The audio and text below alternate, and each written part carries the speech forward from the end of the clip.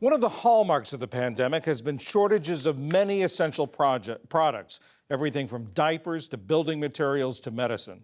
As Ali Rogan reports, one recent shortage has limited the supply of two critical cancer drugs. Hospitals and cancer centers are running out of two major injectable cancer drugs. A new survey of cancer centers nationwide found that 93% of them were experiencing a shortage of the drug carboplatin and 70% a shortage of the drug cisplatin.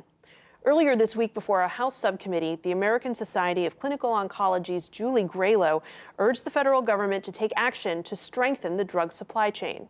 Shortages place providers in a moral dilemma, prioritizing drug use for patients who are curable versus those who are not.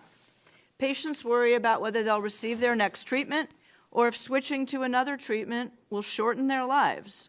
Joining me now is Dr. Eleonora Teplinsky. She's the head of breast medical oncology for the Valley Health System in New Jersey. Dr. Teplinsky, thank you so much for joining us. Can you tell us about how critical these two drugs are? What sort of cancers are they used to treat?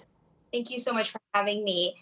We use carboplatin and cisplatin for a variety of cancers in breast and gynecologic cancers, which is my area of expertise. We use them predominantly for the majority of cases for all of our gynecologic cancer patients and a large proportion of our breast cancer patients as well. But carboplatin and cisplatin are used for other cancer types such as lung cancer, testicular cancer, and certain gastrointestinal cancers, just to name a few. And when did your health system start experiencing these shortages? We started experiencing these shortages several weeks ago, just like all hospitals throughout the country. How does that change the day-to-day access that you and your colleagues have to these drugs?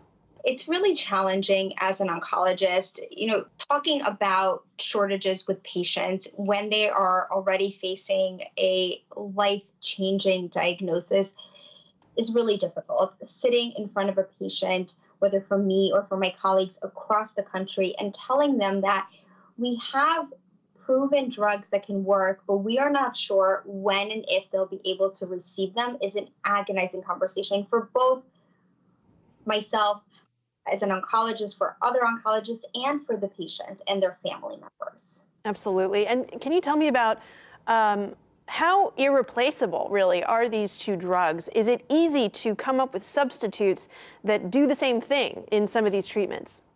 So it's not that easy. It's really not as simple as switching one drug for another. In certain cases, there are substitutions, but we have to keep in mind that when you substitute for another drug, there are other side effects. We may be venturing into less chartered territory in terms of the evidence that exists. So it's really not as simple as saying, well, we don't have carboplatin or cisplatin, let's use a different drug. I want to ask you, just as a doctor, but also as a human being, what has that been like for you? It's really morally challenging, and I think it's something that we need to talk about. To be able to have to make decisions about which patients to treat, which ones to postpone, how to try to make the drugs last longer is something that all oncologists are grappling with right now.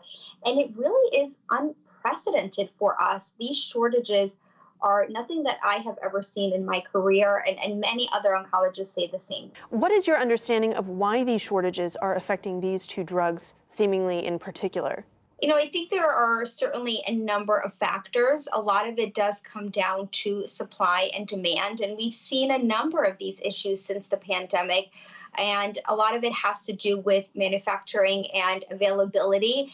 And really, we do need a little bit more transparency, I think, in terms of how we assess and are made aware of drug availability. Yeah, and that's what I wanted to ask you about next, that transparency element. There are a lot of different entities involved. You have the pharmaceutical companies themselves, the manufacturers where these ingredients are sourced from. You have the FDA. I'm curious, as a practitioner, what sort of transparency or lack thereof have you been experiencing from all of these various entities? I think it is hard to figure out exactly what's going on.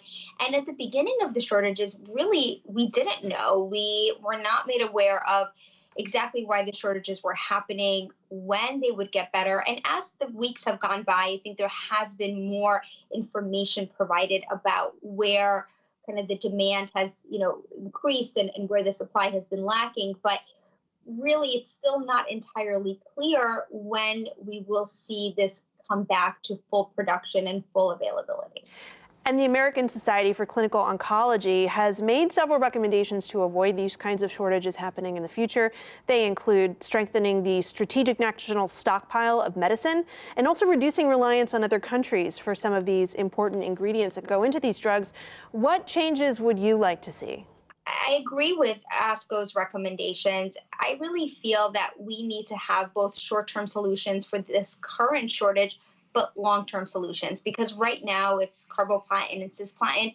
In a few months, it could be different drugs, and we need to have a plan that allows us to face each drug shortage, hopefully prevent it from happening, but if it's there, act quickly and promptly to get the drugs to patients who need them.